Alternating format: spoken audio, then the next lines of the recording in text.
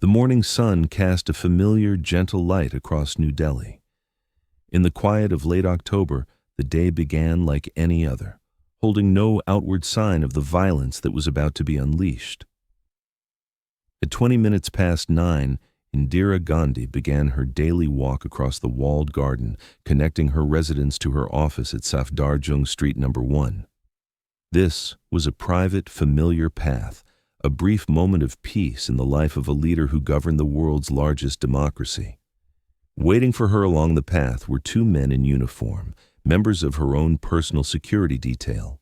One was Bent Singh, a trusted guard of 10 years.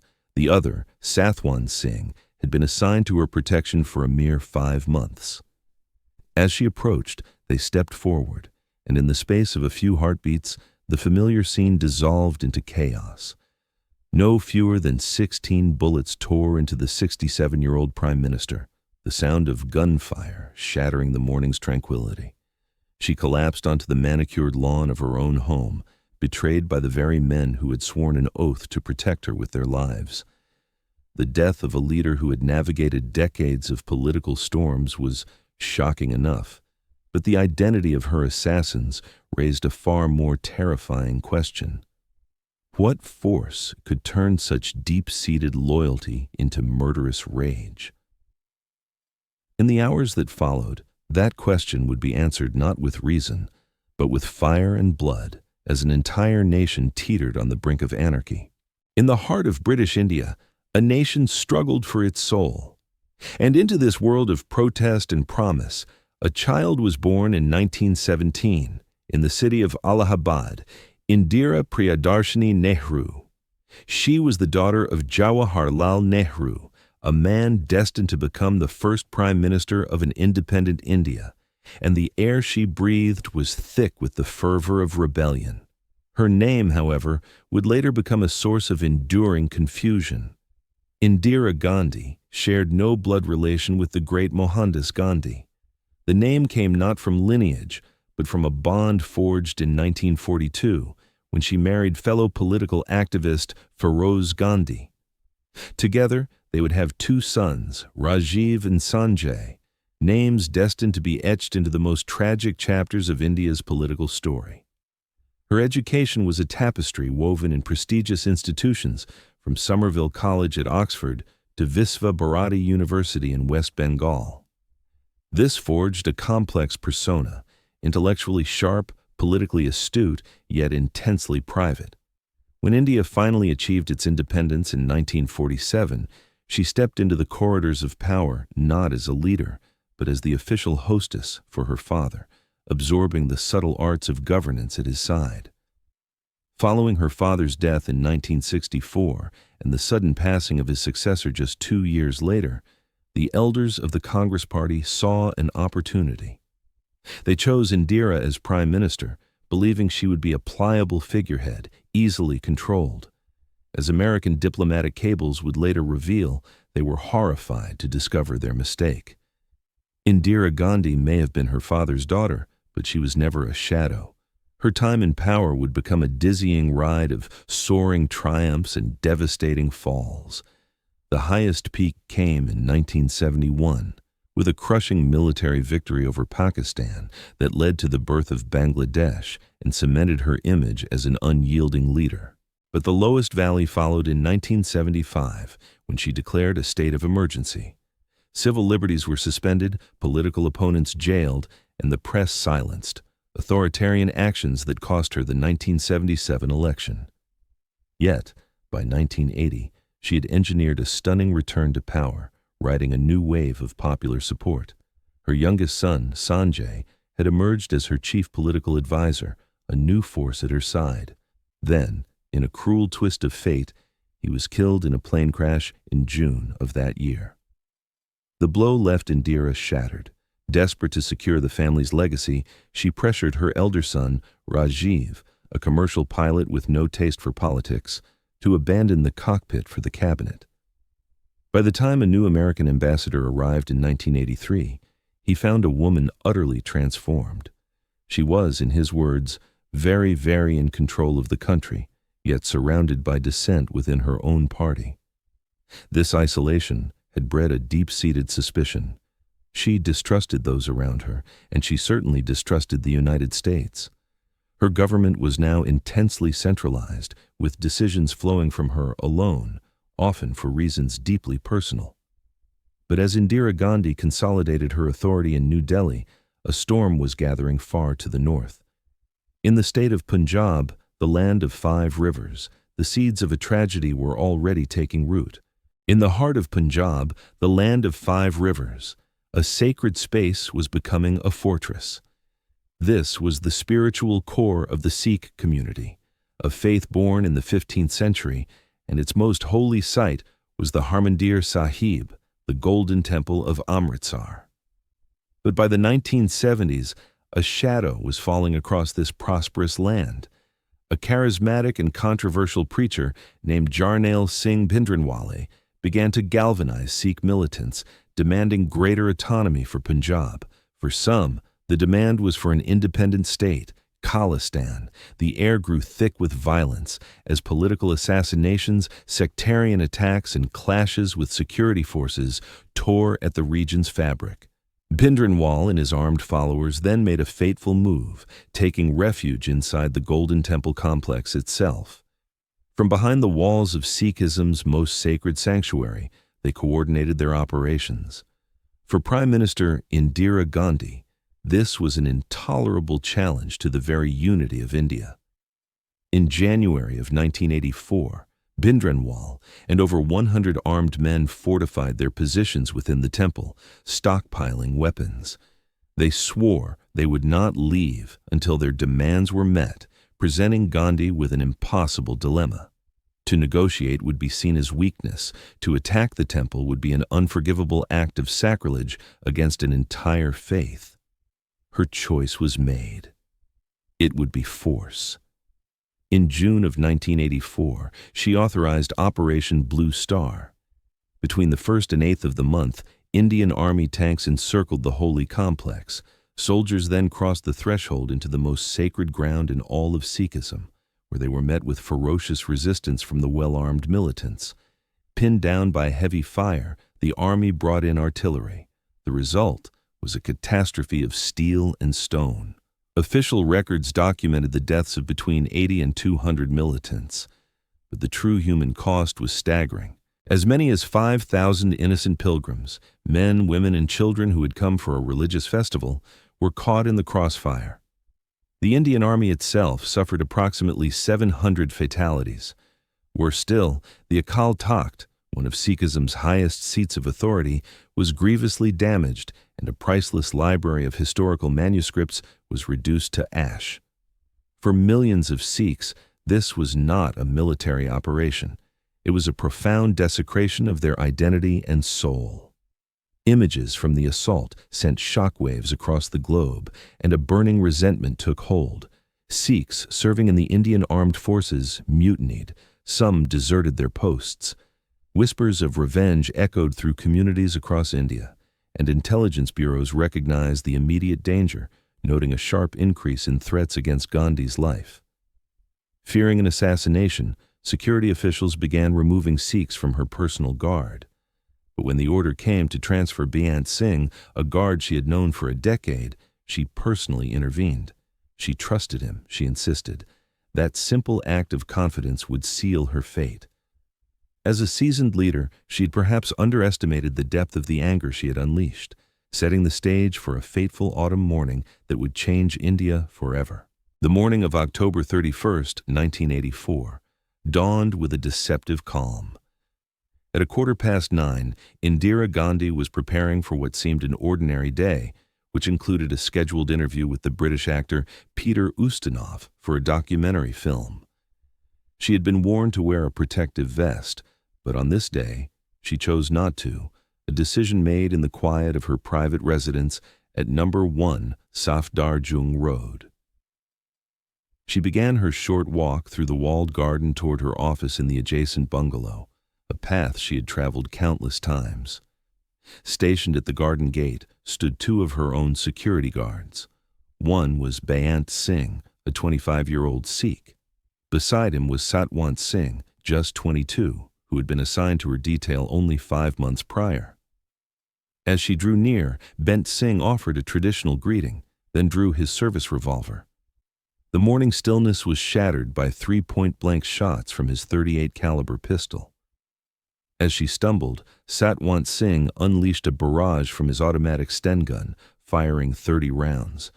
At least 16 bullets pierced Indira Gandhi's body, and she collapsed onto the garden path she knew so well, her blood staining the familiar flagstones. Though both assassins immediately surrendered, the chaos was far from over. In a subsequent eruption of gunfire from other guards, Bent Singh was shot and killed on the scene, while Satwant Singh was wounded, but survived. By 9:30, she was rushed to the All India Institute of Medical Sciences. The institute's director later recounted that while she was clinically dead upon arrival, the doctors were instructed to maintain the appearance of an operation. They worked to keep her body viable until her son, Rajiv, could arrive. For hours, the government fought to control the flow of information as rumors spread like wildfire across the capital. Not until 6 in the evening, nearly 10 hours after the attack, did the nation receive the official news. India held its breath in shock, but that shock was about to curdle into something far more terrible. As night descended on October 31st, 1984, the air over Delhi grew heavy with a toxic grief. Dr. Swaran Singh, a young surgeon, was beginning his rounds when a hospital attendant, his face contorted with rage, confronted him. "You bastards killed Madame." The doctor stood frozen in confusion until a nurse pulled him aside, her voice a frightened whisper. Indira Gandhi had been shot by her own Sikh guards. Across the nation, television screens flickered with images of the slain Prime Minister, her body surrounded by a surging crowd. Their chant, "Khoon ka badla khoon," blood for blood, became a drumbeat for revenge, broadcast into every home. Malicious rumors followed, spreading faster than any truth.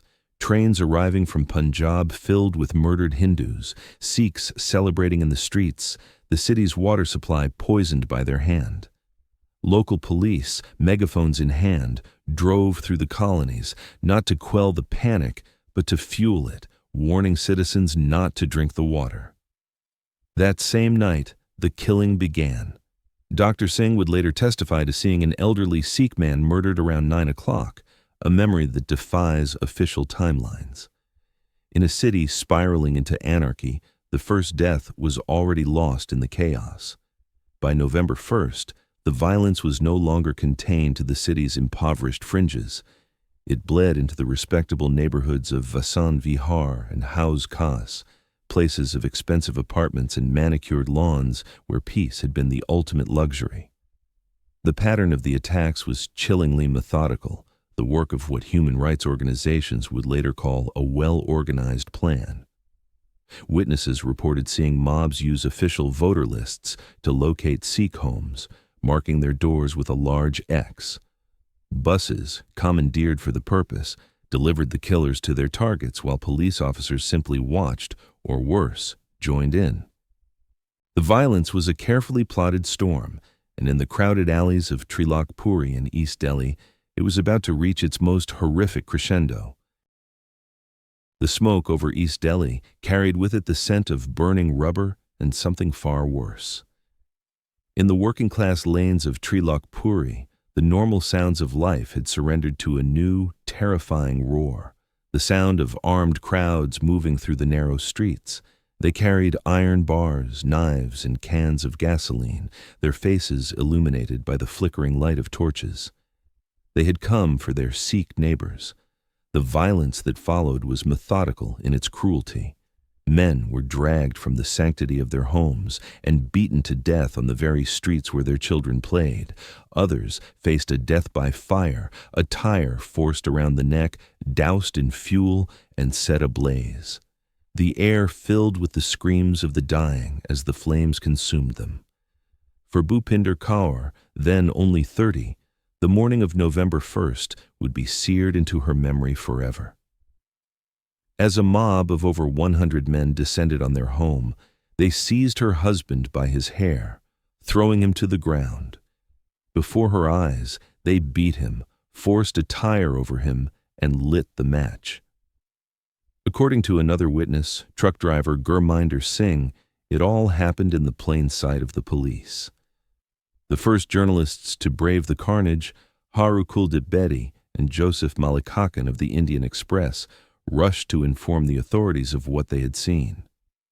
It would be 12 agonizing hours before the police made any move, and a full 30 hours before the first officer finally set foot in Trilokpuri. The subsequent suspension of the local police chief was an admission of delay, but the truth was far graver. The entire system had seemingly collapsed. Sikh-owned shops and businesses were systematically looted and then torched. Taxi stands, a trade dominated by Sikhs, became fields of blackened metal. In the famous Paranthawali Gali of Chandni Chowk, saris worth an estimated 15 crore rupees were piled high and set alight. A mountain of silk turned to ash. The methods defied comprehension. Entire families were locked inside their homes as the structures were set ablaze. Women were subjected to sexual violence before being murdered. Even children were not spared. Before the Nanavati Commission, Amarjit Kaur would later testify that Congressman Sajjan Kumar himself led the mob that burned her husband alive. Other residents of Sultanpuri echoed her claim, recalling Kumar at the head of a crowd on the morning of November 1st, his voice inciting them with a chilling cry, "Sikhs killed our great Indira, now kill the Sikhs, plunder and burn." When victims tried to name Kumar in their reports, some police officers simply refused to write it down. In North Delhi, 2 Sikh officers, Keol Singh and Gurmail Singh, were abruptly transferred after taking strong measures to control the riots. A later report concluded they were removed not for dereliction of duty, but because they had dared to enforce the law, arresting 90 people on the very first night. Those who tried to do their job faced pressure from local political leaders. As Delhi burned, the central government seemed paralyzed and the army remained in its barracks.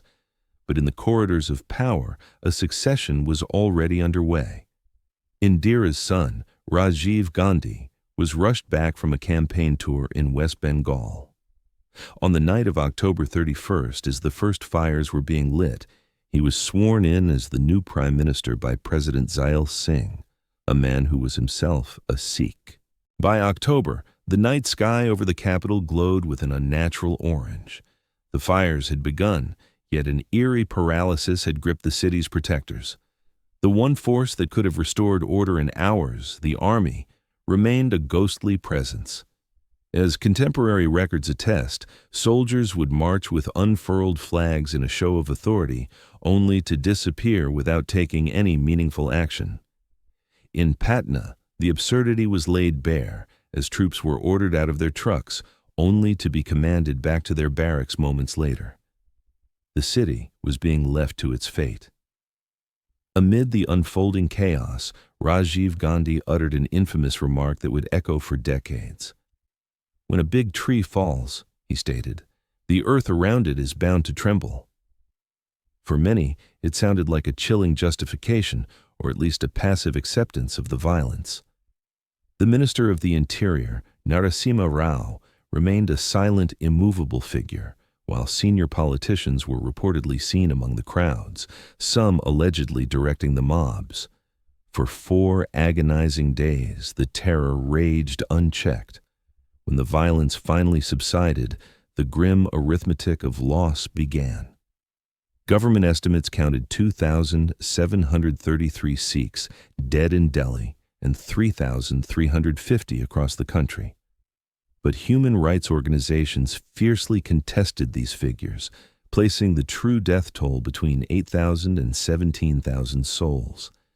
The Nanavati Commission, later established to investigate, would uncover a chilling portrait of meticulously organized terror. Survivor testimonies painted a harrowing picture of large armed crowds methodically descending on Sikh homes. Male family members were dragged out, beaten without mercy, and many were burned alive or cut to pieces. The report confirmed that the peak of the slaughter occurred on the 1st and 2nd of November. Countless bodies were hauled away in vehicles, allegedly dumped into the Yamuna River to wash away the evidence. A desperate exodus of some 20,000 Sikhs began as families fled Delhi seeking sanctuary in gurdwaras. The Sikh community largely cared for its own, though other organizations offered what help they could. But as American diplomats observed, something had shifted. In past flare-ups of communal violence, the victims had typically been the poor. This time, the terror climbed the walls of affluent neighborhoods, targeting middle and upper-class Sikh families with the same ferocity. Justice was denied. January 1980. In the cold light of January 1985, the machinery of the state began its sterile accounting of the dead. As the smoke cleared from Delhi's skies, the official work of quantifying the tragedy commenced. The Aruja Committee was established, arriving at a final count of 2,733 deaths. But while the government tallied figures, human rights organizations published their own explosive report, asking, who are the culprits? They concluded the violence was no spontaneous eruption of grief, but a well-organized plan marked by deliberate acts and omissions from powerful congressmen and the highest levels of the administration. 2 decades later, a report titled 20 Years of Impunity confirmed what many already knew. Justice remained a ghost. 10 official commissions had been formed, yet the system failed. The Justice Nanavati Commission, for instance, identified Congressmember H.K.L. Bhagat and other local leaders as active participants in the anti-Sikh disturbances. Yet, in a staggering display of circular logic, the commission recommended no action, citing their prior acquittals in criminal cases, acquittals it admitted were the result of deeply flawed police investigations. For men like Bhagat, there were no consequences. There was only reward. His political career soared after the riots, culminating in a cabinet ministry in Rajiv Gandhi's government. Though tried in 2 cases, he was acquitted. In one trial, the main witness suddenly turned hostile, haunted by whispers of intimidation. The pattern repeated with Jagdish Tytler, another leader accused of leading the mobs. Despite multiple eyewitnesses, the Central Bureau of Investigation closed all cases against him in 2007, citing a lack of evidence. As the years stretched into decades, simmering Sikh frustration occasionally boiled over. Protesters gathered outside courthouses, their cries for justice echoing unanswered. In a moment of raw desperation, in April 2009, a Sikh journalist threw his shoe at the Home Minister during a press conference. It was not until December 2018, 34 years after the slaughter, that the first high-profile conviction was secured. Congress leader Sajjan Kumar was sentenced to life in prison, a lone pillar of accountability in a landscape of ruin. But for the vast majority of victims, justice never came. A 2011 Human Rights Watch report confirmed that the government had yet to prosecute those responsible for the mass killings. In stark, brutal contrast, the justice for Indira Gandhi's assassins was swift and absolute. Bent Singh was shot and killed by fellow guards moments after the attack. Satwant Singh, though wounded, survived to face trial. Satwant Singh and his alleged co-conspirator, Kehar Singh, were accused of inciting the assassination. The Thakur Commission, established to investigate the murder, even pointed a needle of suspicion at Gandhi's own secretary, R.K. Dhawan, for complicity. It was alleged that he had overruled intelligence officers, removing the very security measures that might have saved her. But the focus remained on the triggermen. Both Satwant Singh and Kehar Singh were sentenced to death and executed by hanging on January 6, 1989. Their motives were rooted in a cold, burning fury. In their eyes, Indira Gandhi had desecrated their most sacred sanctuary during Operation Blue Star, killing thousands of innocent pilgrims and attacking the very heart of their faith. Revenge was the immediate catalyst, but as historians would later observe, a complex and tragic chain of events had already been set in motion. The assassination, in the end, felt almost inevitable.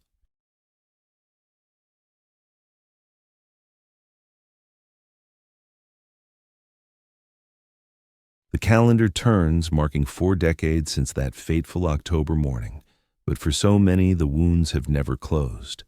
Time has not been a healer. For Bhupinder Kaur, now 68, the memory of her husband and 4 other family members lost to the violence is a constant presence, a grief sharpened by injustice. She reflects that many of the accused were never punished, some even passing away before facing a court. For the families torn apart by the mobs, the suffering endures, a long and agonizing wait for a justice that feels forever out of reach. Surjit Singh, president of the Danga Pirat Welfare Society, recounts the chilling scale of the slaughter. Nearly 10,000 Sikhs massacred in Delhi, Kanpur, and beyond, all between October 31st and the first week of November. A nation turned on its own people. As Dr. Swaran Singh observed, the world remembers the assassination of Indira Gandhi by her Sikh bodyguards on October 31st, 1984. Far fewer know of the events that led to that moment, and fewer still know of the thousands who perished in the 72 hours that followed. He was there, a witness to the firestorm.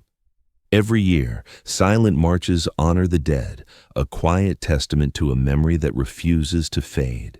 Yet even in 2022, 38 years after the loss of their loved ones, survivors voiced their despair over the glacial pace of the judicial process. Declassified documents later revealed that the United States was convinced of the Indian Congress Party's complicity in the riots, labeling it the opportunism and hatred of a government turning against its own. In August 2005, Prime Minister Manmohan Singh, himself a Sikh, offered a formal apology to Parliament for the riots. But words could not bring back the dead, nor could they mend the families shattered by the violence. Trust, once lost, was not so easily restored. Tragedy seemed to stalk the Gandhi-Nehru dynasty itself. Rajiv Gandhi, who succeeded his mother as Prime Minister, was assassinated on May 21, 1991, killed by a suicide bomber during an election campaign. His Italian-born widow, Sonia Gandhi, would eventually lead the Congress Party, with their children, Rahul and Priyanka, continuing a political legacy stretching back nearly a century. But what lessons were learned from the ashes of 1984? India would witness other convulsions of communal violence. The Bombay riots of 1992 and 93, the Gujarat massacres of 2002, each time the pattern was hauntingly familiar. A provocative event, followed by narratives of victimhood and revenge, leading to mobilized mobs and authorities who were either inactive or complicit. Each time, leaders promised it would never happen again. Commissions were formed and reports were written, but few were ever convicted, and the cycle of violence and impunity continued. Historian Ramachandra Guha would call the 1984 riots one of the most shameful episodes in the Republic's history, not only for the violence, but for the state's failure to protect its citizens. For Sikhs, the year 1984 became a code, a shorthand for betrayal, loss, and injustice that needs no further explanation. Around the world, photographs of the victims hang on walls, and prayers are offered in their memory. The stories are passed from one generation to the next, a solemn vow that they will never be forgotten. Yet, even in the darkest hours, there were stories of hope, of Hindu families who risked their own lives to hide their Sikh neighbors, of police officers who defied orders to protect citizens, and human rights activists who documented the atrocities when the government sought to conceal them. These acts remind us that even when systems fail, moral courage is possible. This history is not just about India. It is a universal warning about how communal hatred can tear a society apart and how the dehumanization of the other can lead to the collapse of civilization itself. It is a story of what happens when leaders choose power over moral responsibility, and when justice delayed becomes a wound that never heals. For those who cannot remember the past or condemned to repeat it,